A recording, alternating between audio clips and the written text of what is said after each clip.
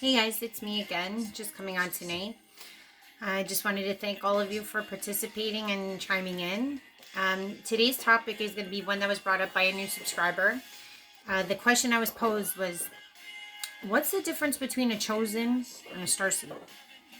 So I figured, I was like, there's a lot of renditions out there.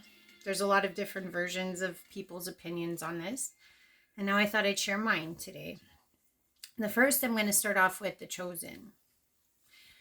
I resonate more so with the chosen side, and I think there are some factors that differentiate between the two. Now, I do want to say this wholeheartedly. Source, the ultimate source, is the God that oversees all of these levels, dimensions, like I've said, what's in between dimensions, the all, the Alpha, Omega. So, why I think there is a difference is two things. Star seeds tend to be, from my perspective, those that incarnated here with the genetic coding of a home base of an extraterrestrial race. And I think the chosen are incarnates of angelic realms, angelic race here on this planet. So the difference being that God created all species, the ultimate source, Mother, Father, God, all species, all capacities. So the thing is that what makes them different is just where they come from or what stock they are. So I hope that makes sense. It's still the fact that we all came on a mission. Okay, so it doesn't matter which dimension we came from, so to speak. It's the fact is we all came down to do something, either heal, prepare, teach, create, innovate, open minds. The mission's the same. Just where our genetics come from might be a little different. So for me, I resonate most with the chosen. I know that from a young age. I've had a very strong relationship with Jesus, God, the angels. And yes, I know I was brought up Catholic, and most people would be like, oh, that's how it is. I can honestly say throughout my life, I've read up a lot on different religions. And the whole point of it is, and it doesn't matter which avatar it is, the teachings of Jesus is an energetic thing as well. Like it's the same reason why Buddha talks about it, Krishna talks about it, Muhammad talks about it. All of our common day avatars, even the story of Gilgamesh, which is even older than Jesus, those same testaments to the commandments is similar. That energy or that consciousness is what I'm referring to. There are angelic consciousnesses or deity-styled consciousnesses, or what people like to call dimensions or realms, different embodiments, different genetic breakups. And what I would say is that the 144 are what would be described as the first fruit of God and or the Lamb. So that's how it's described in the Bible. And like I've said, I think the Bible is a really good tool for giving a lot of great knowledge.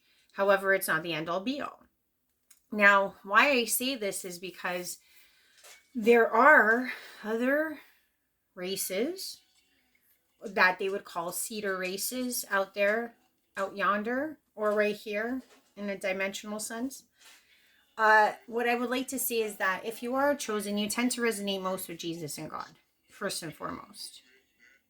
It doesn't matter which version you claim to be, you tend to be most attuned to Jesus and God.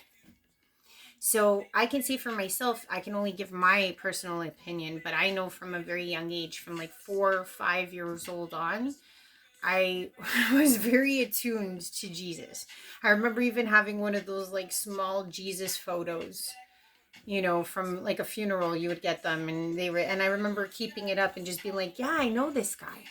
Even though he didn't look like that, but it was like I understood his energy. It was like the moment I heard his stories, I was like, yeah, that guy makes sense. Out of all these people, I'm meeting all these adults and everything, I'm like, that guy makes sense. So it was very early on, I knew that Jesus was somebody I wanted to follow. And I noticed that probably if you're chosen, most likely, Jesus is like your leader. He's your king. He's the one that you're following. Because you know that in the heart of God, Jesus was the one who came down to show us how it's done. So it's like, if anybody knows what it's like to incarnate in this dimension and have to do this walk as we're preparing and working through ourselves, Jesus was the guy that showed us how to do it. So we resonate really, really strongly with Jesus. And it's not to say that a starseed won't. I'm just saying it's like that's where we feel most at home. And the thing is that I truly believe the 144 come from a realm or a dimension that is of an angelic nature. So I'm going to put this out there. I think 144,000 are of genetic predisposition or incarnation sets of angelics. Flat out. I'll say that. Not to say that there aren't hierarchies of angelics. Could there possibly be higher ranked angelics here? Definitely. Definitely. But the reason why I say that is because most of us are empaths. Also, we really want to heal. And we also have a warrior spirit. Sort of all the encompassment of what an angel should represent.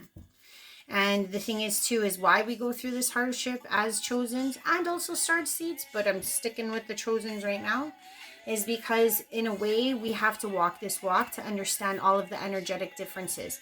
Being an empath, we are more inclined to give. We are more inclined to love easily.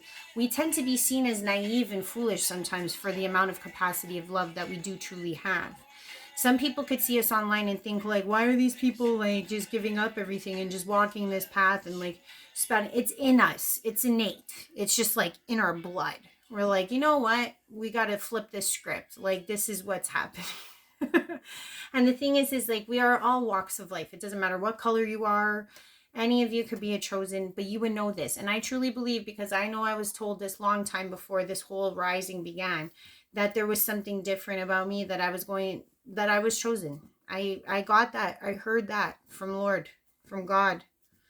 So at some point, I truly believe the 144 as well had that call told to them that they came here for this purpose.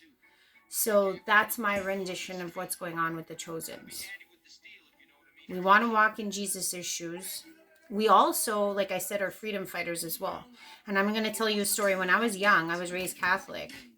And I remember being in church very, very young on.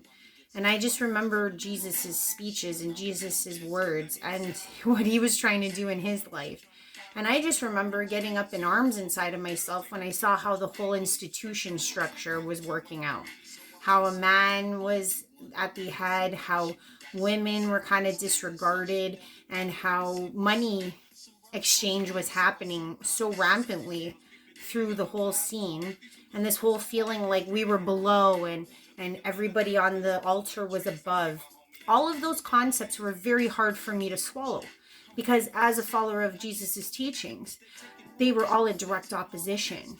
So I was like, ugh, I'm like, I don't like institutions. So I'm going to put this out there. If you're a 144, you probably have an issue with institutions, especially ones that are not cultivating a real church, of the people, for the people, by the people. So that's another thing I will say about the 144 chosen. Now, moving on to starseeds. I can only say that because of what I've been afforded in my lifetime of getting to know higher selves, I've also, when I was younger, I had my eye on and I could astral travel. And I, at that time, and if you don't know what astral traveling is, when you have your pineal open, basically, you have the ability to come out of your body energetically. And you could traverse wherever you want to go, just by thought. Okay? So if you are somebody, and most starseeds, I imagine, also have an inkling to try to understand astral projection. Starseeds most likely have dreams or have projected to their own home planets. Or starseeds also might be getting downloads of light languages or languages from their home planet. What starseeds are basically humans that have the hybridization of a star being from different galaxies, some of them. And the thing is that people might say, well, how does star seeds and chosens all end up here at the same time? This is how it works. Light. We're all light workers at the end of the day. Doesn't matter which realm, which dimension you come from. We all got the call. We all have missions here. Now, star seeds also can, like I said, come from different dimensions, similarly to chosens. Chosens will probably be around 7, 9, 12. Okay, those are the realms. And also avatars are in those realms too. 12 primarily. So the thing is what I'll say is that there is a probability that there are different elements to star seeds where they also dimensionally may exist. And the thing is that if you do feel like you're a star seed, you might have ties to people like the Lyrans or Arcturians. They seem to be pretty common. Pleiadians, Nordics. Those are also common. Syrians, some, at least from what I've seen. But there's more. Myself channeling, I've interacted with extraterrestrial beings that I currently don't have Google to help me figure out where they're from. They will tell me where they're from, but Google doesn't even know where they are. So the thing that I want to express is that what I've noticed from at least the star beings that I've interacted with, they are all consciously evolved. Meaning that they understand the true nature of source, which is also the 144 chosen's mother, father. Because star seeds are also governed by their own home planet, but also higher elevated star beings above them, and then above them, mother, father, God. So it's like we're all part of the same pie, okay? Now the thing is that every alien race has different aspects that make them different. They also have different technology sets. Like I've even seen different technologies when I've astral traveled and or when I've connected, which have to do with biological. I've seen it done energetically. And then I've seen it done like photons and light and things of that nature. So technology changes with these star beings. Their elevated consciousness changes. There's some aliens that do not traverse certain dimensions. So if you resonate with being a starseed, you may have a lot of dreams of different galaxies or planets. And you might remember incarnating.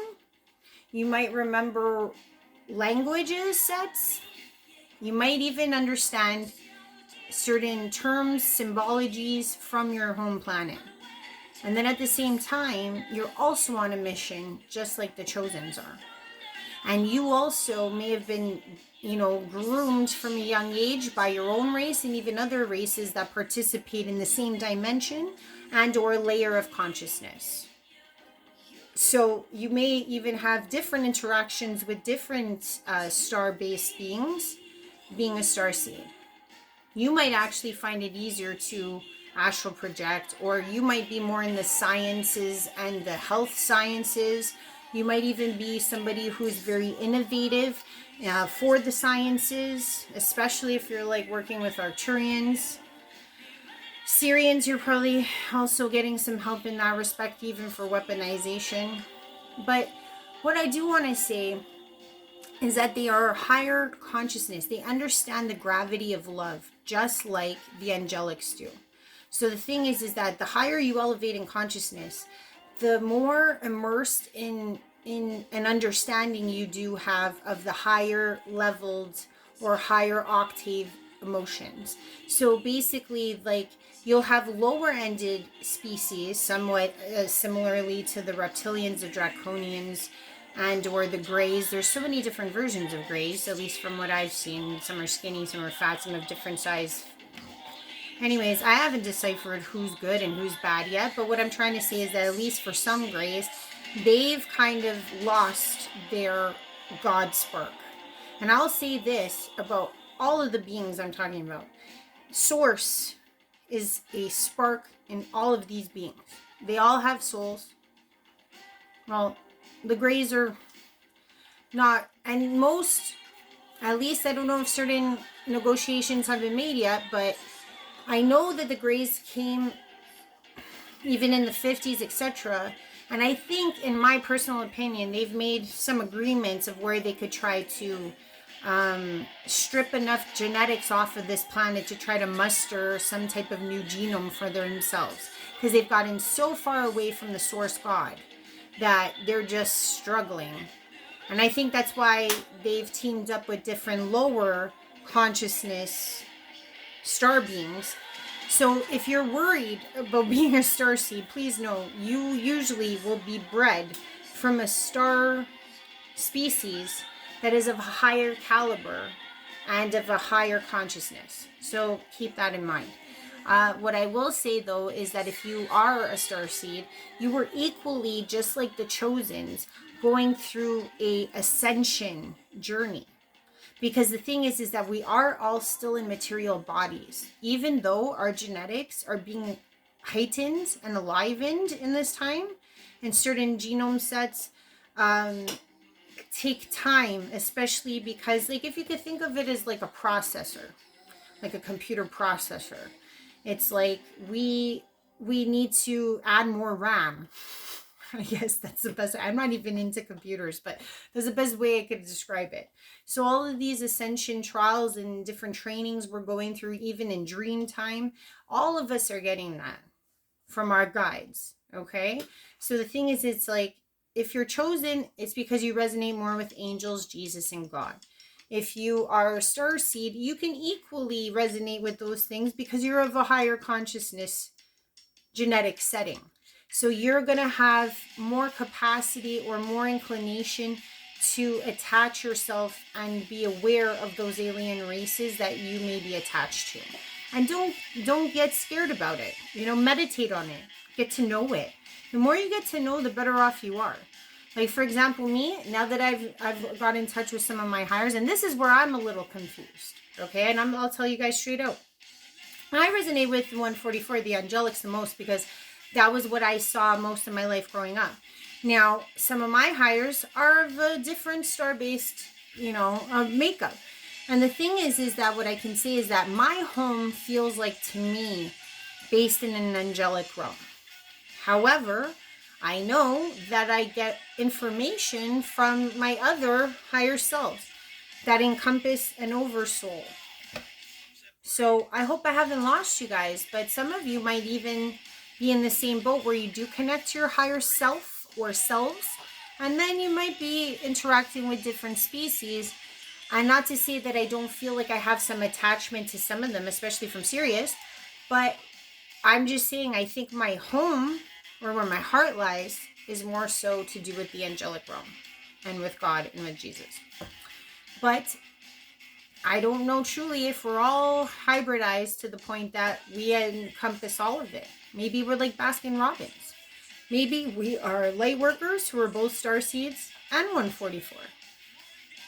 I'm not sure. I'm still pondering that, because the thing is I get to know my own aptitudes of my own hires. I'm not in total confidence that it's just one thing. So I do want to say that. If you do like what I'm saying, please like, please share, please subscribe. But yeah, I had a really good night. And I think what inspired me was that question. And then I got to kick back and see like my favorite show of all time come to life. I've loved this little kid show since I was a kid. Well, teenager when it came out. It was Avatar, The Last Airbender. They made a really crap movie. Like, kudos to them for trying, but they didn't make a good movie. And they finally made a Nickelodeon version with human form that's killer, okay? So when I was seeing all the water benders and the air benders and the fire benders and the earth benders, I started thinking about, like, Starseeds and the different versions of their technology that they have. And then I was like, well, you know what? The angelics have their own form of technology, and it's more energy based, kind of like the bending. So I was like, how do I explain this to people? And I was like, I don't know, but I'm so inspired by this show. So trust me, I'm still growing in this. I'm still trying to learn too. But I will let you know what I do know so far, and that's what I know so far. So if you do think you resonate with being a starseed, tap into it. If you think you're chosen or you're a little on the fence, I would really, really think that you would have been told by now. So that's all I know. You would have been on your journey. You would have had your tower. You would have had everything crash down. You would have literally had to just like deal with your ego, come on to Jesus's tune, start following in his footsteps, become a warrior for his cause, and you would be very understandably a chosen. But it's something that you kind of have to know. You know what I mean? Have a good night, guys. Love you lots.